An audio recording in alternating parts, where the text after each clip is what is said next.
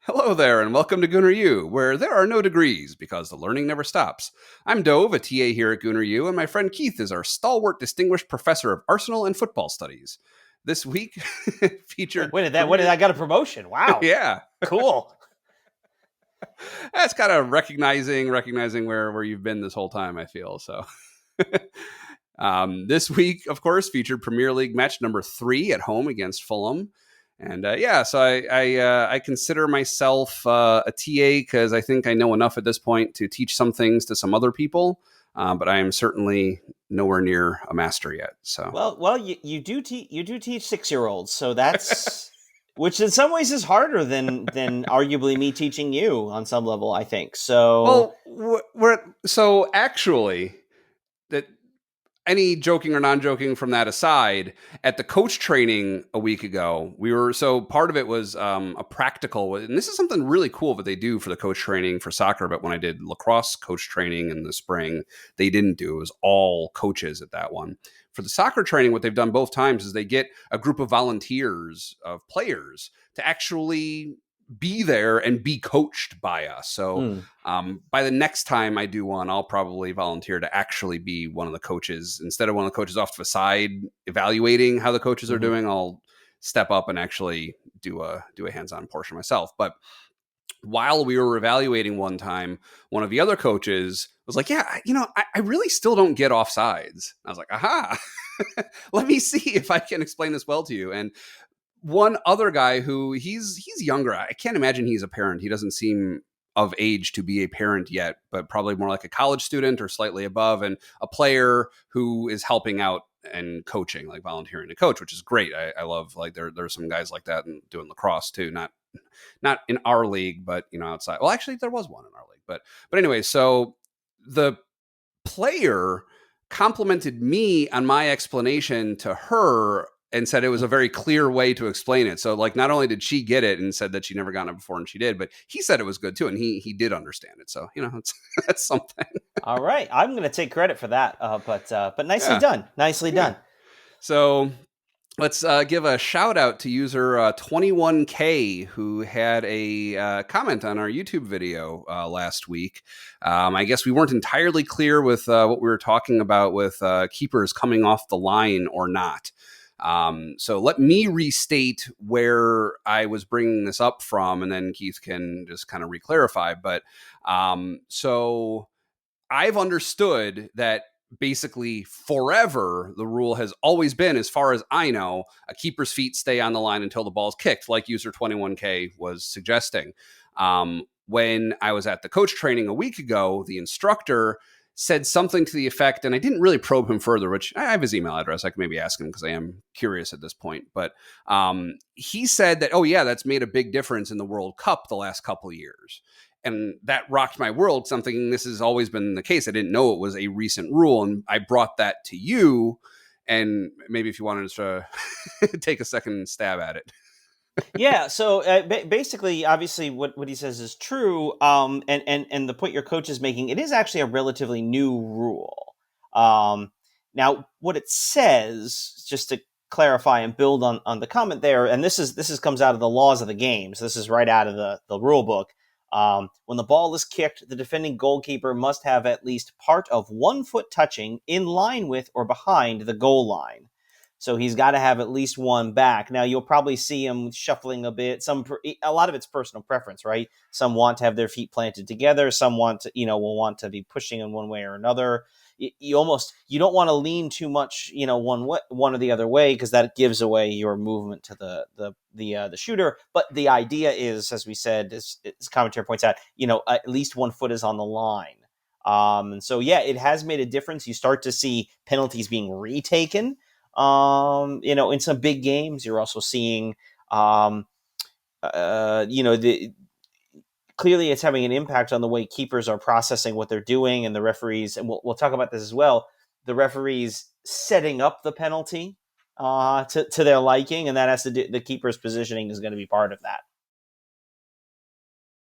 Yeah, so hopefully that's clear.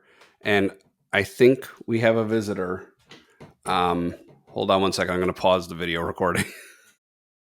All right, good. Yeah, so hopefully that clears everything up. Good to know. And next, so kind of following up a little bit from 2 or maybe 3 episodes ago, when we were talking about I think it was at the time, it was Nottingham Forest jerseys and versus our away jerseys and how they have the different lines.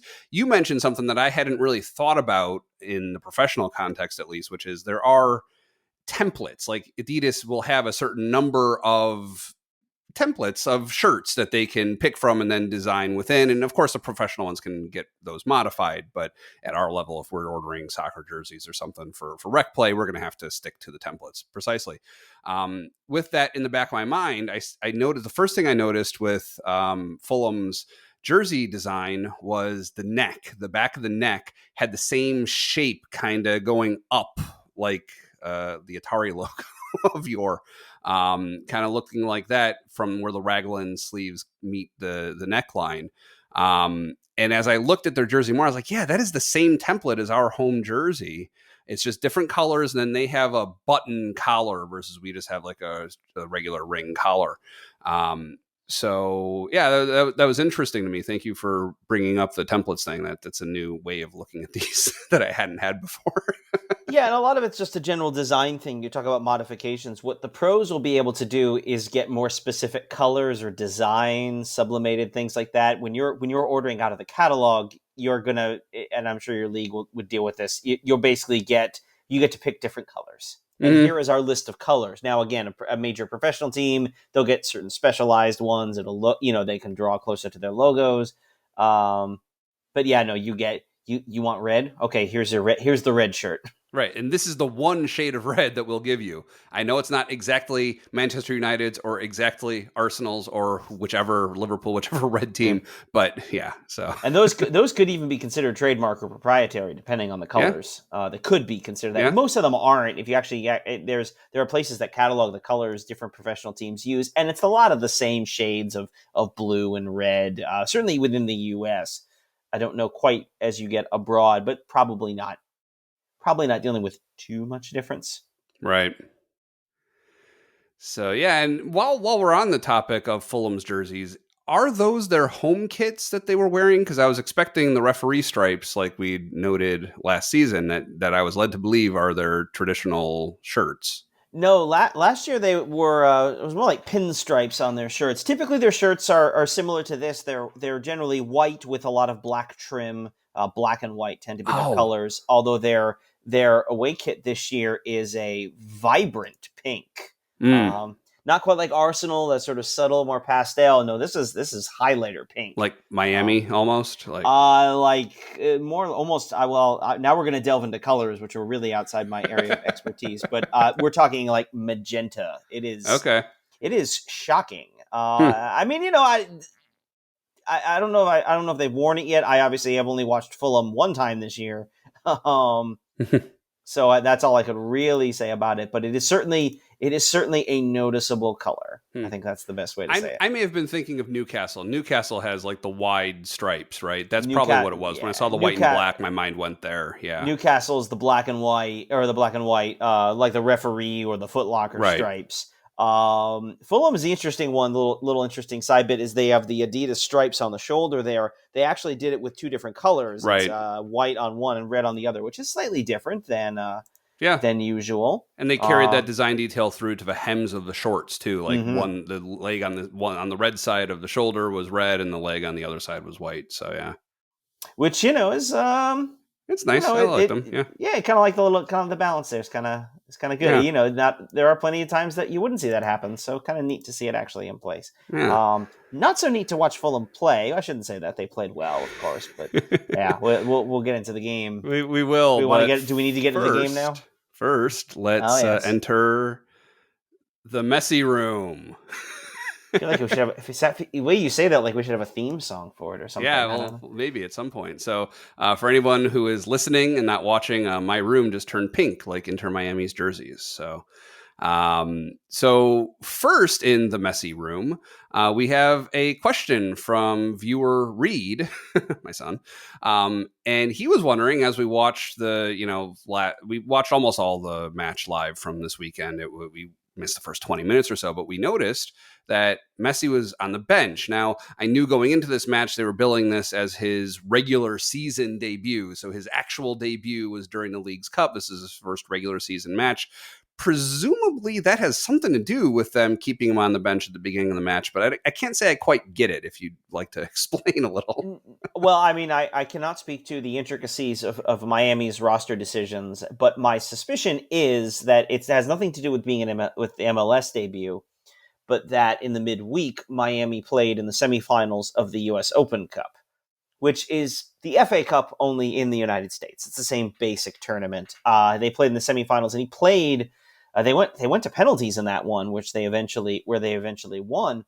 But he played in that game, and I don't know that he may have played all 120 minutes, which, not that, I hate to, at his advanced age, I'm pretty sure he's younger than we are. But at his age as an athlete, you're not going to run him out for 120 minutes midweek and then 90 minutes on the weekend, especially as a game. It turns out they won apparently pretty handily without him, or without, before, they played well enough that he came on, made a difference at the end. But chances are that was about load management. And certainly, with a guy like that, what you really want is you use him sparingly in these 2-game-a-week situations. Miami is starting pretty low down the table, but they still have a shot to climb into the playoffs, and then hopefully he's at full strength once you get to the postseason, because then you'll really want him. But I suspect that's what was going on. It was a roster rotation decision, not anything in particular about it. Yeah, that makes sense. I was completely oblivious to the U.S. Open. I don't even know still what that actually is, but yeah, no, that definitely would explain it. So. Yeah, as I said, it's essentially the equivalent of the FA Cup. It's a giant nationwide knockout tournament. It is actually, I believe, the second oldest of these national cups still ongoing. The longest, of course, being the FA Cup in England. Right. But it's been around. 1912 was the first one, so it's been around a long time. It's an interesting tournament. It mixes in not only the MLS but the lower levels of American soccer. And you'll see some deep runs. Depending on how seriously MLS teams take it, you'll see some deep runs by some teams in USL. I think that actually last year in the final, the runner-up was Sacramento Republic, who's a USL team, actually made it all the way to the final.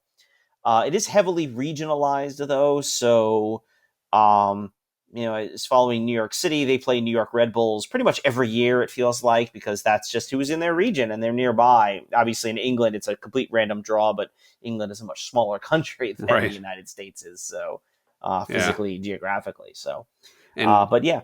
And USL, is that United Soccer League? Or? Yes, it is the second division of American soccer beneath MLS. And beneath MLS Pro Next or Next Pro, whatever that is. So MLS Next Pro is more of a youth development league, so it doesn't fit into that. However, there used to be, and this is where it gets weird. I'm going to get some of this wrong, so be very careful.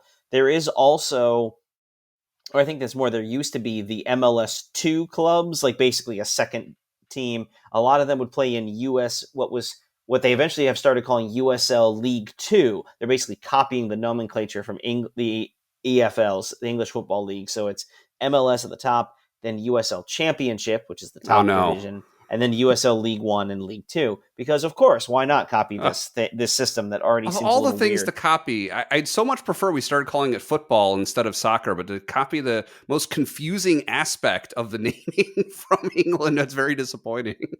Look, I watched the other semifinal where my local now new local team, the Houston Dynamo, beat a club called Real Salt Lake, which I'll let you unpack. We can unpack that another time. The European transference into MLS. Yeah. But anyway, yes. So yeah, there was a major game for Miami midweek. In some ways more important to them because it's now another chance at a trophy. They won. They made the final at the end of September against the Houston Dynamo. So they'll play for that. Whereas the MLS game, I mean, they need a lot of points to make the playoffs, so it's important to them. But the U.S. Open Cup is a trophy, and it's right there. You only need to win 2 games. So So yeah, before we leave the messy room, I just thought it was funny. We were watching, and so we saw that he was sitting on the bench. I mean, first we saw he wasn't playing, and then we confirmed, he's on the bench. We didn't just miss him. And I offered because he my son tends not to watch entire soccer matches. It seems like watching Messi has been the thing that has pulled him through and made him actually want to watch, and also staying up late. Like these MLS matches are in American time, and I'm not watching them either live early in the day or time shifted like really late. And he can watch it the next day when I'm time shifting it. But so I gave him the chance, like, hey, Messi's not playing. Do you want to keep on watching or go to bed? And he said, no, I want to watch. I want to see Messi just like watching us, I completely botched that. I read it the way I wrote it down, and I wrote it down totally wrong. He says that he wanted to see Messi watching just like we are, right? Messi on the bench just like we are, which is kind of stars. funny. Stars are just like us. Yeah, exactly. They go to the grocery store. We don't have any chance of playing soccer like he does, but we can sit and watch it just as well as just him. I it is one of the few things in this world at which he and I have roughly the same skill level. Yep. Roughly speaking. Yeah. All right, so it is time to talk about the Fulham match. So this match happened on Saturday, August 26th, and the final score was very, very upsettingly 2-2 Arsenal Fulham. It ended in a draw. We eked out 1 point, and it does not feel like that should have been the final result at all. I mean, it felt like it should have been a blowout on our part. It was a frustrating game, and obviously the frustration is compounded by giving up a goal in the first minute. Of course. Again, apparently they said that something like this is now some record where apparently it's the third time that's happened in the last, I think, calendar year, all at home, which is further disturbing. It's never happened before.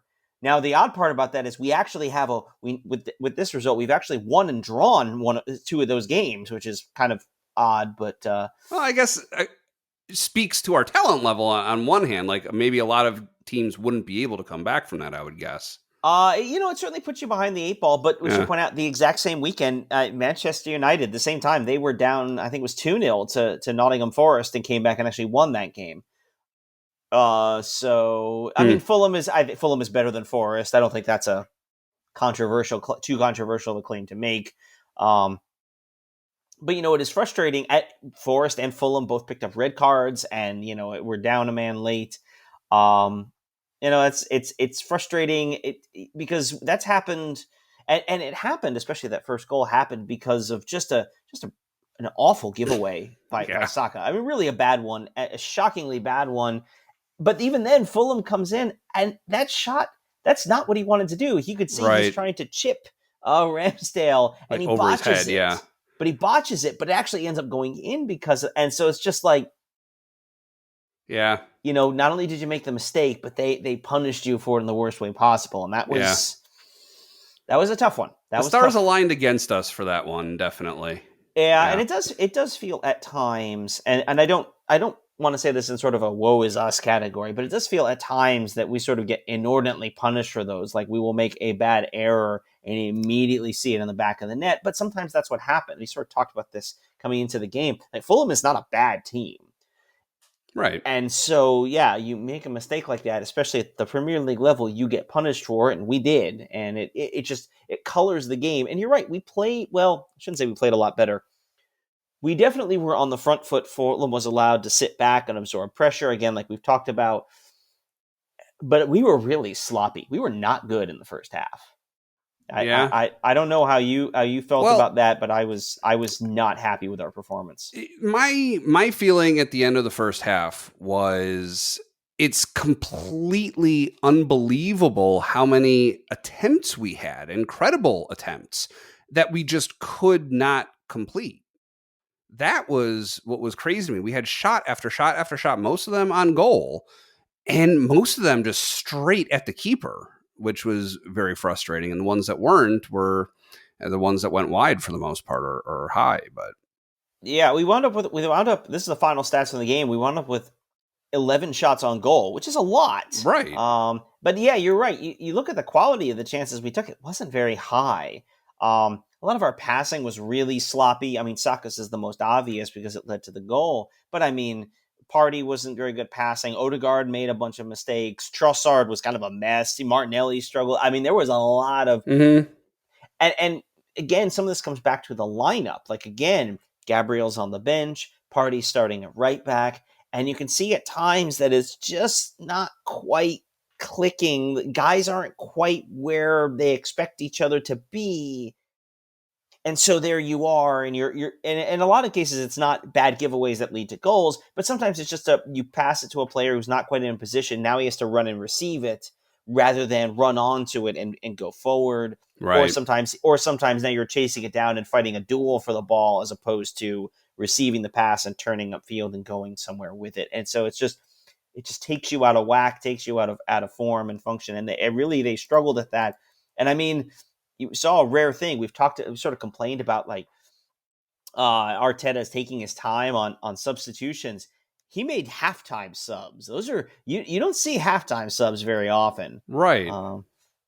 Which, yeah, that was something that they were talking about in After the Whistle when they were talking about the Women's World Cup that just concluded. And yeah, they were talking about how it is very rare. And to a lot of coaches, it's basically admitting to your player that, yeah, you're just not doing it, or admitting that their own strategy was wrong and that they need to just start over, basically, which a lot of them aren't willing to do. So. Yeah, and a lot of it, we've talked about this before, probably way back at the beginning. We started that there's two reasons you make a substitution. There's the tactical substitution, which is I'm bringing on players to switch things up, or perhaps injecting someone in to keep the same play, but to, fresh legs.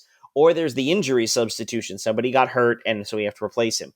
You see, injury subs, halftime sub is almost always an injury one. But like you said, yeah, a lot of managers are going to be really stubborn. And on some level, you could have argued from Arteta's perspective, my plan is working. We're getting a lot. We're having a lot of possession. We're doing a lot. We're getting into positions. We're getting opportunities on goal.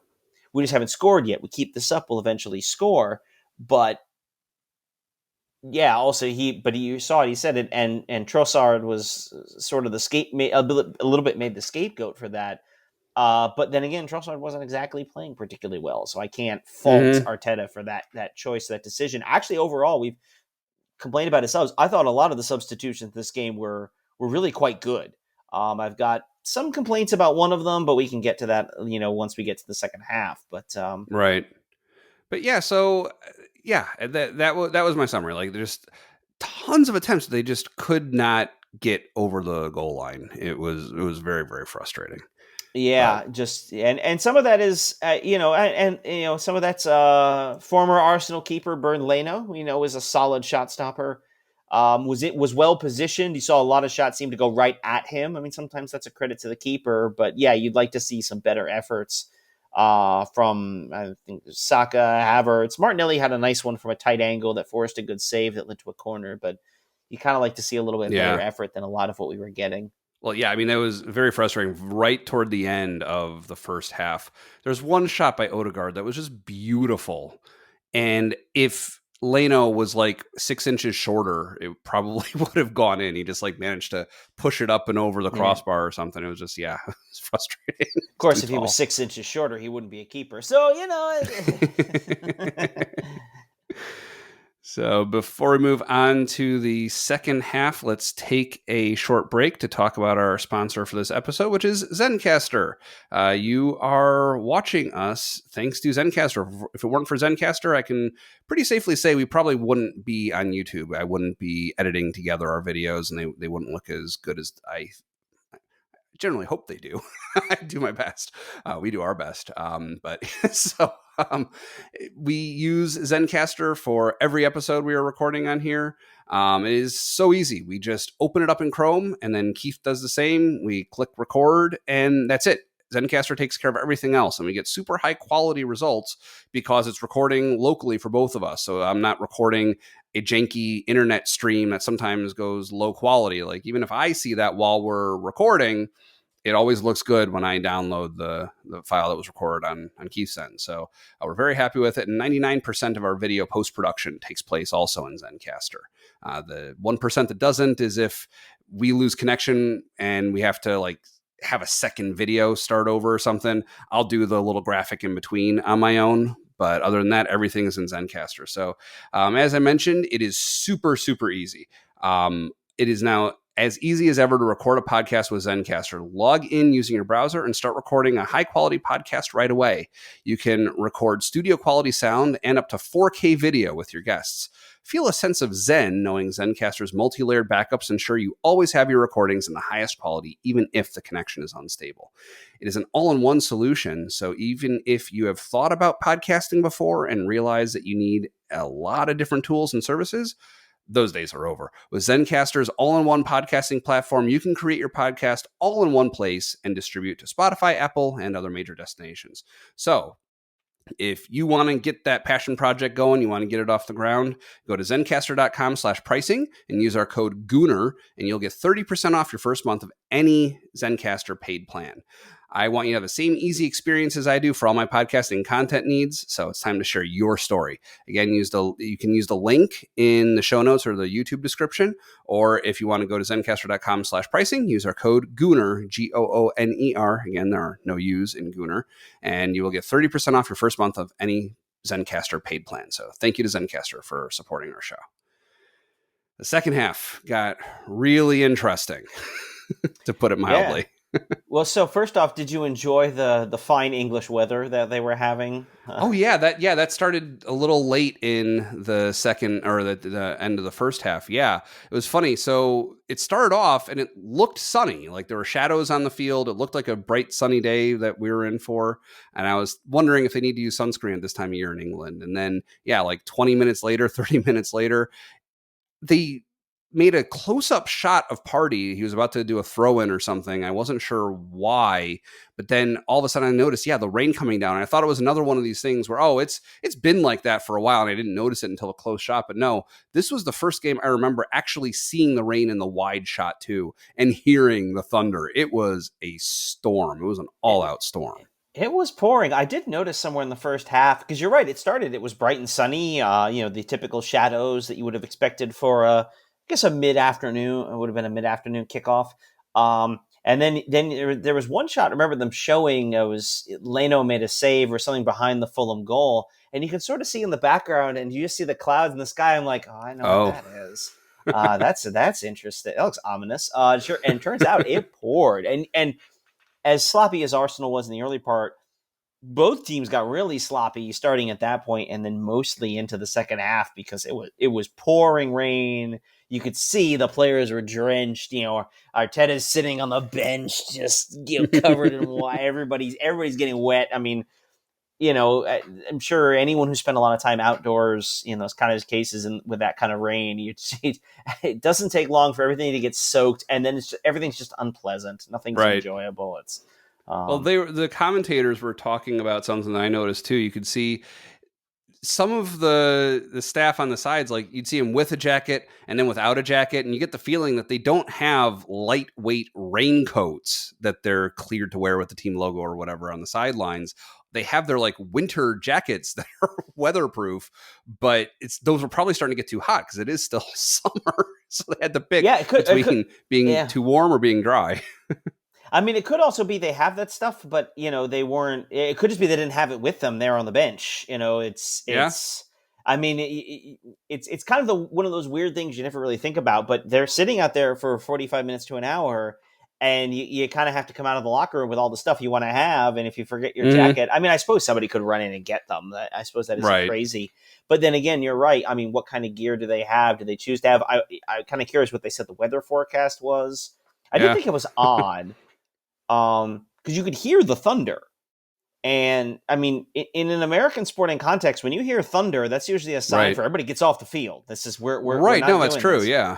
And it was interesting. They didn't do that at all. Now, maybe they had some advanced radar that shows the lightning was nowhere near them. It was fine, which I don't know that I believe, or maybe maybe it's just a general experience or inexperience. I don't know. What do you do with a storm? I don't know.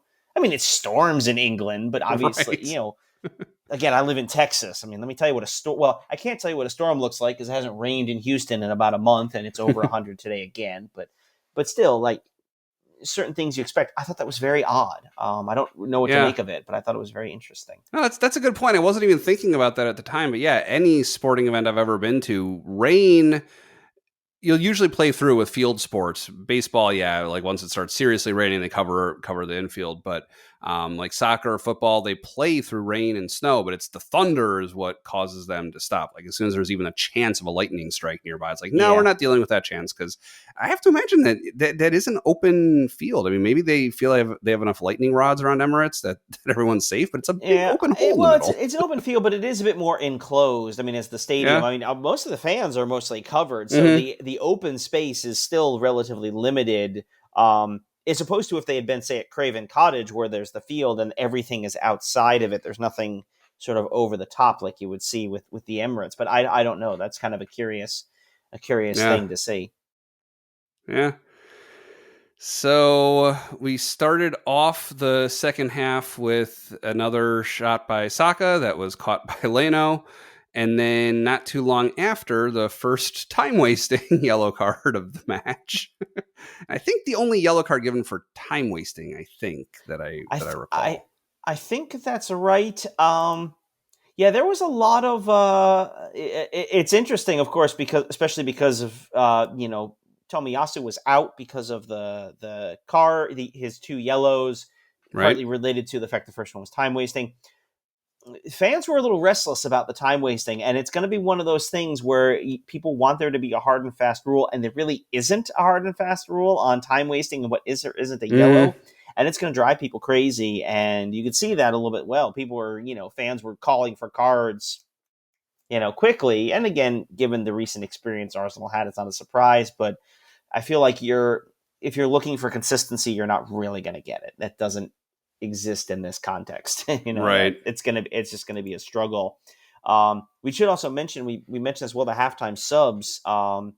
Trossard was the scapegoat. He came off for Eddie Nketiah, Right. and then fairly early on, Kai Havertz, who wasn't great. Thomas Partey was okay, but made a bunch of errors. They came off for Fabio Vieira and Alexander Zinchenko. And I think those three substitutions, I think those really were really impressive and did a lot for the Definitely. game. I thought we were a lot better after that. Yeah. I mean, and this has been said in a few places that may well have been Fabio Vieira's best game as an Arsenal player. We'll talk about it as we get to the goals. He was all over the place, and I've been willing to be patient with him. I know some fans have been pretty bothered by him, but I feel like this is the first time I really watched him and said, okay, that's the guy Arteta sees in training, and that's why he keeps running him out. That's the guy he Mm-hmm. wants to see on the field, and I think Yeah. you saw some of that. Yeah. Yeah, definitely. So after Zinchenko and Vieira came on, we had another couple Odegaard shots back to back right after that. And crosses didn't go anywhere. And then we had the second yellow card, which is another Fulham one. And then Vieira made a run at the goal and was foiled in a penalty call in the 67th minute that turned the tide of the game, I think it's pretty safe to say.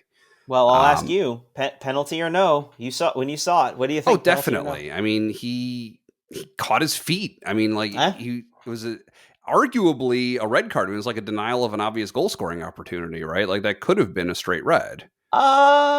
Probably not, given the No? angle he was coming in on, and there were other players that could have cut in defensively. Okay. But yeah, it was a clear foul, Yeah. and because of where it was in the Yep. box, the referee points right to it. I mean, Paul Tierney, who's the official, is not my favorite referee, and he certainly had drawn his fair share of criticism over the years. Overall, I thought he was pretty good on Saturday. We've been critical of refs. We should be nice when they're good, Mm-hmm. or we should say when they do a good job overall. Yeah. But that whole thing with Saka in the penalty spot was very curious. Well, before we get to that, before we are done heaping praise upon the ref, what I want to add to that heap is I did notice throughout this match, he actually didn't call a lot of fouls. The game really kept moving. There were not a lot of free kicks given overall, and it was done in an even-handed way. I didn't feel like either team was really denied an inordinate number of fouls. He was pretty even-handed with it, and I think it really helped the flow of the game a lot. I appreciated that. It didn't strike me as a very physical game, sort of coming out of the Palace game or the Forest game or even City in the Cup, where you're seeing tackles and going, "That's a foul! Call it!" I didn't feel the same way watching that, but some of that goes into it. It was talked about in the aftermath of those other games. There's this directive to the officials to, as you use the words you use, let the game flow, let the game move, don't stop every time there's maybe a foul, let the game go a little bit. Mm-hmm. Which, is a conscious choice on the part of the referee to sort of get to what you're saying. What you're looking for is to let the game move. And overall, I thought it did move fairly well. But that's, overall, I did think the game moved fairly well. But yeah, then it sets us up for the penalty. Yeah, so the spot. I don't. So for those who obviously didn't see it, or may see it on the highlights, so Saka puts the ball in the penalty spot, and the ball doesn't have to be like on the penalty spot; it has to be touching it.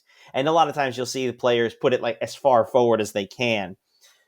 Official Tierney came over, like Saka had it placed there. He came over and told him to move it back, Yeah, which of course Tierney puts it on the spot, and then Saka then picks it up and moves it forward back to basically where he had it before. Yeah, exactly. I don't want to say I've never seen that before, because every once in a while you'll see a referee get a bee in their bonnet, so to speak, about like the positioning of a ball, but that was weird. It was weird. I don't know what to make of it. Well, yeah, it was definitely weird. I almost wonder, because like you said, Saka basically, when all was said and done, put it back, as far as we could tell, like exactly where it started. I almost wonder if from the angle that Tierney was looking, if it looked worse than it was. And when he came over, he interrupted the shot. He had to say and do something. And who knows what he maybe even whispered to Saka afterwards. But yeah, so he may have been okay with the same spot after he's looking at it from a different angle or something. I don't know. No, I tried to ice our penalty taker is what I saw, but Saka converted it nice and clean. Good penalty. Yeah. Good job. 1-1. So, yeah. And a good roar from the crowd when he put it in too. It's So immediately after that penalty, Fulham made a substitution and brought on Harrison Reed, who I know because he's on my fantasy team because he has the last name that is my son's first name. And it really led me to realize that I know a lot more about picking fantasy teams for next season, that you really want to try and make sure that like your players playing is one of the most important things. My team is not doing very well, but I need to make sure I pick more starters next time. Yes, you need to be, and and with a team like Arsenal, it can be a little tougher because ideally, we haven't quite gotten there yet. Last year, we were definitely not in this place, but we're going to be a place where the squad is so deep that we'll be able to rotate guys. That's one of the benefits, maybe, of picking a guy from a team like Fulham, who's going to be much more locked into a starting lineup, and so you can feel more confident week to week who's going to be playing. But then you have to keep an eye out for things like the injury reports and sort of say who's training, who's not. So-and-so picked up a knock. And then sometimes you just get a case where you show up at the stadium and they're like, oh, yeah, so-and-so tweaked something in warm-up, so he's sitting today. Mm-hmm. Yeah, of course. Oh, well, okay, then. Okay. So then immediately after that, so like within a couple minutes of scoring the penalty, there was a really, really interesting moment where I think, if I'm remembering the exact sequence of things, so we were trying to score. Then I forget the name of the player, but one of the Fulham players commits what seems like it could have been a penalty against us and arguably should have been a penalty against us. In doing so, injures himself, or is at least trying to call for some foul against himself, is writhing around on the ground. So Fulham is essentially a man down even before they get their eventual red card, right? They're a man down, and we capitalize on that and end up putting one in the back of the net. This is Nketiah's goal, which had to have been a very frustrating moment for Fulham. Like, I really hope that guy actually was hurt for his sake, because to put his team in that position, if he weren't, would have been really bad. Yeah, so a couple of things are happening there. First is it was a foul, or not a foul actually, but it was definitely contact between him and Saka. On first glance, I thought maybe it could have been a penalty. I recall looking at the replays and going, that seems fine. But yeah, you're right. He hurts, the Fulham defender hurts himself, and he clearly hurts himself because he is down. And Yeah. what's interesting, of course, is a lot of the Fulham players are calling for the ball to be played out. Now we enter into one of those gray area, gentlemanly or unwritten rules of the game. If a player is down injured, generally speaking, it's considered gentlemanly to put the ball out of play, and then so you would kick it out of bounds, and then Fulham would take the throw in, and they would just throw it right back to you. So there is kind of a sense from some people that maybe that's what Arsenal should do. Honestly, that's a rule you sort of honor in the breach. Like, the fact that Arsenal kept playing and a guy's hurt, tough. I mean, the only rule they have now is if the referee suspects it's a head injury, Right. then he has to stop the play. Right. He stops that wasn't a head injury. Whatever was going on there wasn't. And I think he was really injured. Mm-hmm. Because after the goal was scored, the medics came out and took care of him, and then once they come out, he has to come off the field for 30 seconds. So, yeah, he was definitely hurt. He wasn't milking that. Funny thing about that, though, we'll get into that. So there's a turnover. Vieira is the one who picks it up, comes down, puts in just a perfect cross. And Nketiah's, one of the things Nketiah does is he poaches. If you put him in position to score a goal, he can put it in, and he does.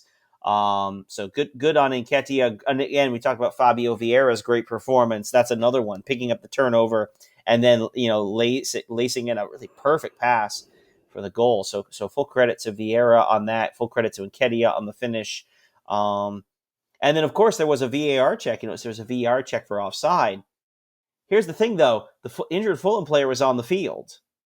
Oh. So he plays him onside. Right. By being there along with, of course, the keeper, there's your two men back behind the ball. Right. Well, and he was like along the byline, basically. He went down just about as close to the goal as you can be. Yep. So, yeah. But he was still in bounds, so... Thank you. He was on. Yeah, I mean, it's interesting. They're checking that, and you're watching the pass and receiving, like, oh, I wonder. And then at some point, someone said, "No, wait a minute. He's the guy. That's the other guy. He's still in the play. You're on. Right. Sorry, but you played him onside by doing that. So yeah, 2-1. Right. Did you notice in the 79th minute there was a moment where Leno grabbed the ball, and it looked very possible. I don't even necessarily want to say likely, but at least very possible that ball was outside the 18-yard box. Yeah, did you notice that? That was a weird one, and it happened so quickly. We never really got a replay of it. Right. I don't know. It didn't feel like Arsenal was the players weren't making too big of a protest. I don't recall them making a big protest when it happened, which leads me to think it's probably okay. But yeah, that was a weird one. So yeah, it's really, and I did look this up afterwards. It's the position of the ball, right? So he can actually be standing outside the box. You'll see this a lot, like with keepers, will stand behind the line, but sort of like volleyball the ball, the ball back in and then grab it so that the ball doesn't go out of bounds. Their body's out, but the ball is in bounds, so they're okay. Yep. Same thing with the box. As long as the ball is touching the line and in the box, it's still considered he's still safe for the keeper to hold it. But yeah, that one was right on the line there, wasn't it? Yeah, and I think that's what Arteta ended up getting a yellow card for. Probably was arguing that. I think right after. Yeah, right? he picked up an arguing yellow, and he's gonna have to be a little careful about those because I'm pretty sure managers. We talk about the accumulation of yellows leading to suspensions. I'm pretty sure that counts for managers too. Mm-hmm. So he'll want to be a little careful because I believe that's 2 already this season. Right. At least. I'm not really counting, but yeah, definitely at least 2. Yeah, he'll want to be careful about that. But yeah, it seems like it's definitely the kind of play where it's just interesting how like nothing else came of that. It didn't seem like he got Arteta complained, but it didn't seem like I don't recall, I could be wrong about this, a whole lot of complaints from the Arsenal players. And the game kind of moved on. I think Fulham generated a chance shortly after that, and you're kind of like, oh, okay. I guess it was fine. Mm-hmm. But yeah, I never saw any other replay. Right. They only had that one angle live when it was happening. You're like, right. Did that happen? Did I see that? Yeah, I was waiting for the replay also. It was frustrating that the coverage didn't think that it was worth showing again, at least, especially after he got a yellow card for it, you'd think. But yeah. So, but then the game continued. Shortly thereafter, Fulham picked up. Speaking of yellows, Chris Bassey picked up his second, or Calvin Bassey, excuse me. I apologize to whoever Chris Bassey is, but Calvin Bassey picked up his second yellow. I mean, you saw the foul. Is that a yellow to you? I don't remember. I wasn't too critical about it. I was just like, yes, they're a man down and we're up 2-1. I don't remember what precipitated it. So it was coming. I think Fulham had a corner, and Arsenal was clearing the other way, and so Bassey basically takes this man to the ground. I mean, Yeah, that's a textbook yellow. Not yeah. only is it a cynical foul to break up the counterattack, but also he wasn't the last defender, but it was like essentially could have been nearly a clear shot from there. I mean, that's as soon as he did it, he had to know. Hmm. And the referee comes out with the yellow, and that's the card. Right. Game over for you. And he'll get a suspension. He'll miss Fulham's next game against I don't know whoever it is, but he'll miss that one. And yeah, you're right. I mean, 83rd minute. We're probably staring at 5-6 minutes of stoppage time. 80 at least 83rd minute. You're thinking 10 somewhere between 10 and 15 minutes we have left. We're up a man. I mean, What could happen? yeah. Shortly after that, we put on Jorginho for Martin Odegaard. Right. I think it's yeah, and then we switched off. Yeah. I mean, credit to Fulham for their execution on that corner kick. I mean, it was well played. Like the ball is put right into spot where it needed to be.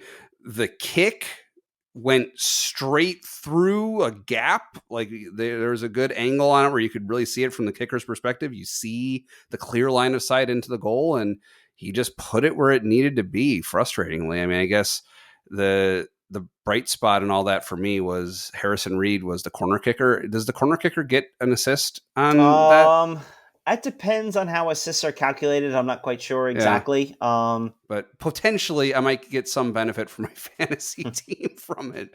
Although I would have clearly taken it in the other direction if I had the choice. But Yeah, and that was Joao Palhinha, who is really an excellent player for Fulham. Really a good. There's some talent on that team. Certainly from we talked about Berlano, Palhinha. The right back, the left back is Anthony Robinson, who plays for the U.S. national team. Goes by the nickname Jedi. Um, but he and Bukayo Saka had a pretty good duel down the side. Obviously, I would have liked to see Saka get a little more of that one, but as an American, it's not bad to see Robinson have yeah. Robinson have a really nice game against a player of Saka's quality, even if this was not his finest game. But some credit goes to the defender there. Leno, Joao Polinia, Bobby De Cordova Reed, who was I think was the captain actually when the game started. He plays for Jamaica, so there's some international talent on that Fulham team,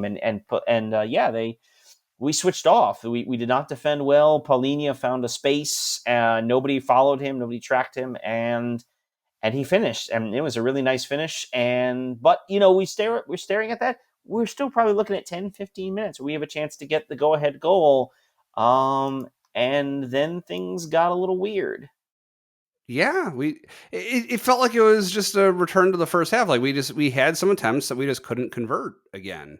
Like we had a corner kick, and unlike their corner kick, we were actually up a man instead of them being down a man when they converted, and we couldn't convert it. Yeah, we definitely had a couple of we had some couple of chances. It was two happen. There's two of them. One from either side. We had a play where, I believe it was. I think it wasn't Trossard. I didn't see. I forgot who it was. Thought they got fouled. One of our players went to the ground, grabbed the ball, was in to sort of grab it and put it down, and the referee said there was no foul there, but you grabbed the ball. That's a foul. So it came the other way. Fulham restarted quickly, put it forward to Adama Traore, who Right. you may remember last year for Wolves with his massive rugby-like thighs. Yep. He Saliba went with him in a dead sprint, and Saliba's a really fast defender, but Adama Traore is a really fast player. Yeah.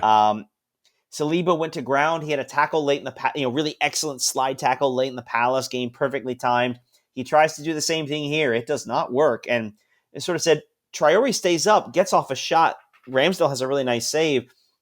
Traore probably could have gone to ground there and probably would have won and deserved a penalty, which would have been disastrous for Yeah, us really. at that moment. Instead, only almost scores. Right. And then we come the other way, and then it was Fabio Vieira again. It was a bicycle kick, just a rocket. And Yeah, it was an one of those amazing shot. One of those that it happened, and even I was audibly like, "Oh," Mm-hmm. And then there was an offside in the build-up anyway, so it wouldn't have counted. But Exactly. Yeah. yeah, And it was blocked. It would have been even worse if it was offside, but it had actually gone in. But yeah, at least it was blocked and then called offside. Yeah, just a lot of stuff. We had had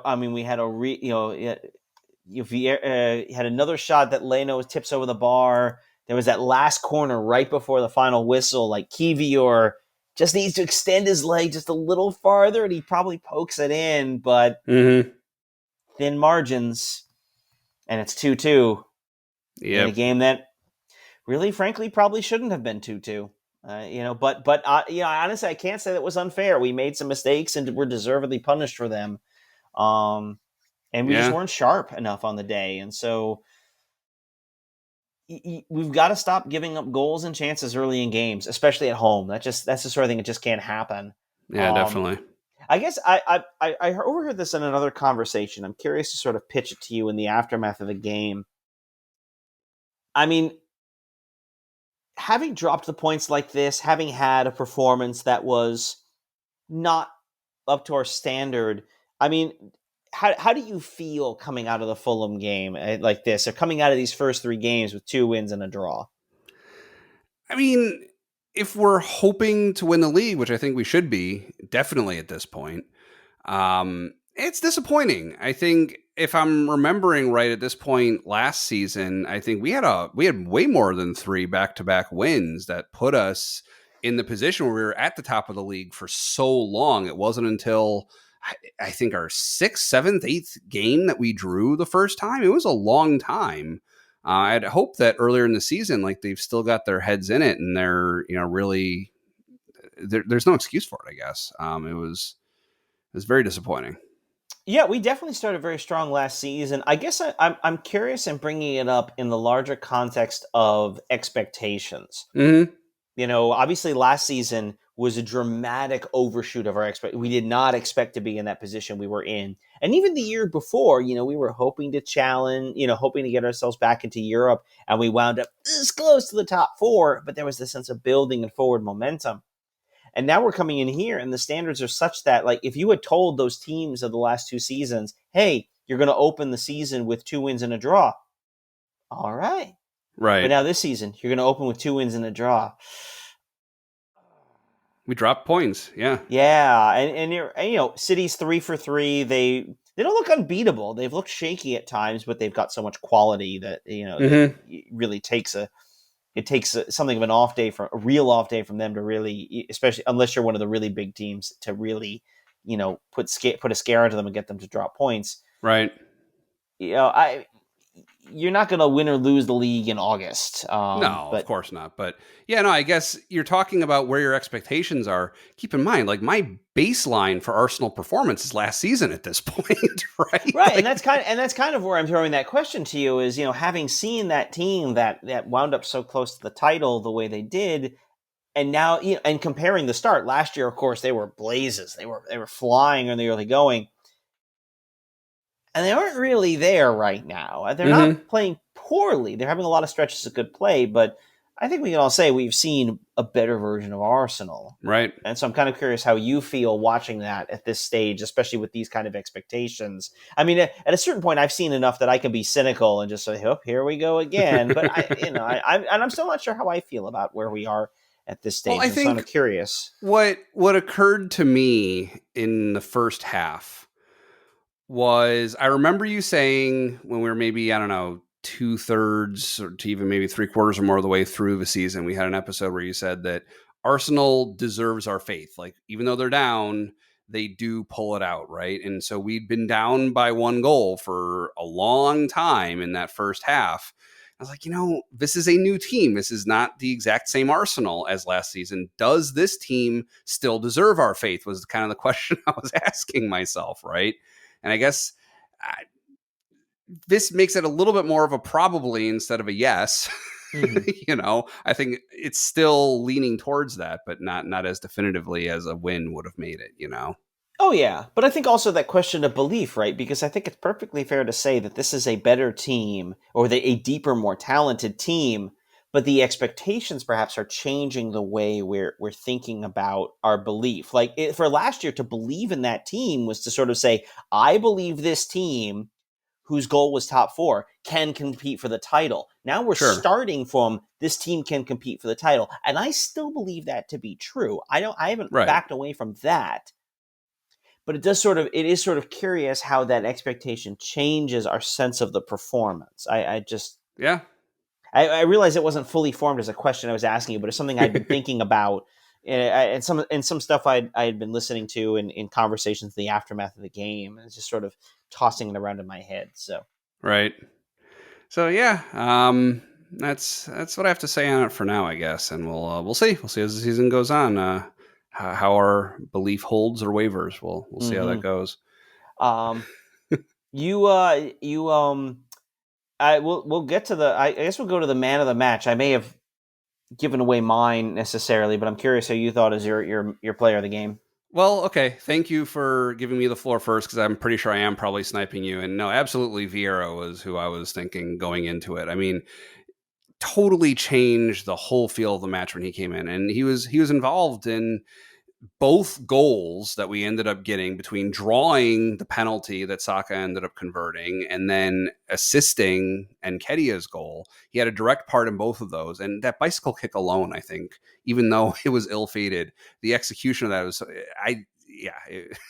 that alone would have made me, unless someone else like scored multiple times, maybe that would have, and here I am like kind of figuring out like the poker hand equivalent, like whether we have two of a kind or whatever. He deserves it for me. So yeah, what? Yeah, I was going with the era. I mean, part of it again, expectations and recognition of sort of this is. We'll find out if it's a breakout performance or if it's just an anomaly. But sort of this is the kind of performance you want to see from him. The things he can do. He's had some good moments here, but he's able to string them together and played a role in both goals. Drew the penalty and then had the assist. I want to shout out a little bit to Zinchenko, who's coming on. I think I mentioned this. I thought he definitely added a little something when we played for the Fulham or the Palace game. I think he added something a little bit here when he came on as well. So it's nice to see him hopefully working back towards full strength. Yeah, I'm And anxious for him to start again. Yeah, and just another one that's a little nice to see. We saw there in the last in stoppage time as we're chasing the last goal. Gabriel Jesus is back. I was very So pleased with that. Yeah. So that's good to see. He got some 10 minutes. Be curious to see what his fitness is like for Sunday. Obviously, we'd like to see a lot more of him, perhaps even starting, but I don't know if that's too much to ask for where he is. Right. I guess we'll find out on Sunday. Yeah.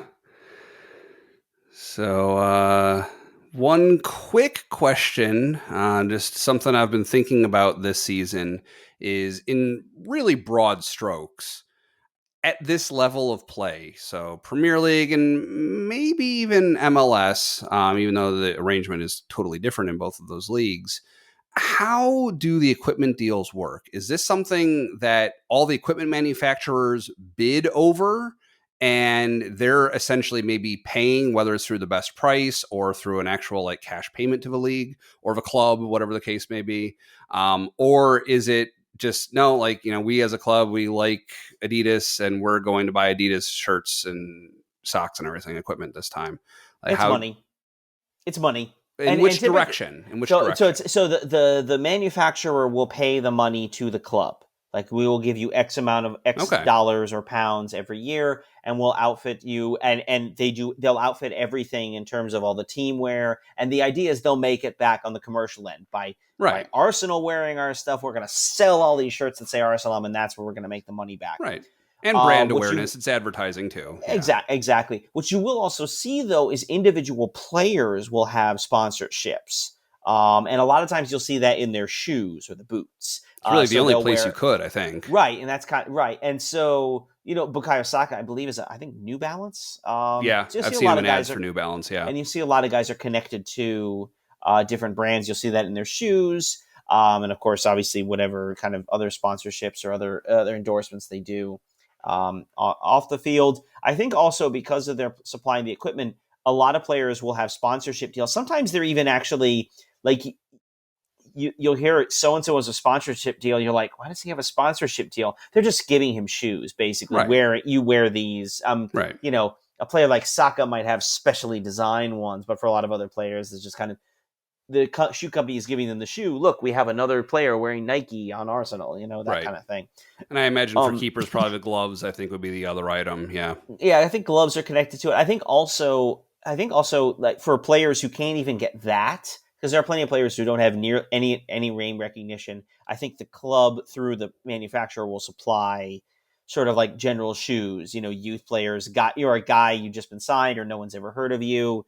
Not enough to get the sponsor kind of version. I need some boots. Okay, here's an Adidas in your size. That's Right. usually how that works at that level as well. Sure. Yeah, it makes sense. So it's essentially if you get a player sponsorship, that company is paying you to not use what you would get from your team. And I imagine Exactly. if like I know it just from having bought too many pairs of Adidas cleats and other soccer shoes. I have 3 pairs now. I have my cleats for grass. I have my shoes for the basketball court that I played over the winter, and now I have my turf cleats that I haven't actually had the chance to wear yet on the field. But anyways, they have a whole range, many different cleats to pick from. So I imagine the players are going to get to pick anything from Adidas's range, and maybe other brands might not have as many as Adidas does. I know Adidas has a very filled out range, but Yeah, I mean the big brands, Adidas and Nike, Puma's a big one, and there's some others that are somewhat mm-hmm, smaller, but still produce a lot. Under Armour does some stuff. mm-hmm, Puma, and there's another one I was thinking New Balance does some, and there's some other companies you'll see Kappa, Castore. yep, Especially you get to the continent, you'll see a lot more different brands, manufacturers, and then you get to like Africa or Latin America, and see some really obscure brands now and yeah. again. But It's actually funny you mentioned Under Armour. I actually don't remember ever seeing Under Armour equipment in the Premier League. Now that you mentioned them, because I'm a fan of theirs. yeah. I have a lot of their stuff, and they spell armor the British way, not the Yeah, American way. I, But I don't know if they've actually gotten big into. There were a couple points. I feel like I'm remembering a couple points where they sponsored like one club, but it just never their soccer mhm, line never really took off. They never really worked their way in. Certainly, Adidas and Nike are the big ones. Puma's pretty big too. yeah, So there's that. Umbro was a classic yep, English one. So yeah, Under Armour. I feel like they've been in that space. Get the good commercialized corporate talk. They've been in that space before, but in a very very small way. right. All right. What's coming up for next week? All right, two big things to look out for this week. The first on Thursday, in about the middle of the day, if you're available and curious to watch, is the draw for the Champions League groups. Mm-hmm. Arsenal will discover our group in the Champions League. That is 11 a.m. my time, and I believe that's noon your time. Yep. Is I believe how that will go. So about middle of the day, late at night. We've talked about watching draws before. On some level, they're not very interesting. It's pulling ping pong balls out of a box and like reading names off a list, but sometimes they're fascinating to sort of watch. Sometimes there were famous play. There are a lot of times there, especially for the Champions League, there'll be some famous players, which is kind of always fun to see them and see who's put on weight since their playing days are over, and who still looks like they could play even with less hair. So that's fun. So we'll find out our group for the Champions League, and I'm sure we'll spend some time next week breaking that down a little bit, talking about who we got and what that means for us Mm-hmm. going forward through the rest of the fall part of the season. And then as far as games go, Sunday, this is a big one. We talked about getting through the early part of the season. Sunday's a big one. Manchester United comes to the Emirates. This is going to be this is a game the fan base is going to be up for. I think the players are going to be up for. United Arsenal always has a bit of an edge to it as a matchup. Especially we saw the two games we played last year, two pretty cracking games. So I am. Yeah. I'm looking forward to it in the sense that they should be a good game. I'm also not looking forward to what it will do to my insides as the game is ongoing. So Right. Thanks for joining us at Gooner U. We're on Apple Podcasts and Spotify and some other places, and we always appreciate you subscribing to our show and sharing it with friends. If you're watching on YouTube, and we certainly recommend you do, please like and subscribe. To support the show even more, of course, you can become a Gooner U superfan for ad-free episodes and raw, unedited recordings available the night we record. As a reminder, for last week, we did a bonus segment, so you had a longer version of a show that had something after this spiel that I do at the end. It's only $1 a month, and there's a link in the show notes. And I did make sure it's in the YouTube description now going forward if you want to join. And we appreciate everyone who does. You can follow our show on Twitter at GoonerU Show for updates and to ask questions. And again, my name is Dove. You can find me on Twitter at Dove Frankel. With me, as always, is Keith, and you can find him in a pub watching Arsenal matches. go you Gunners.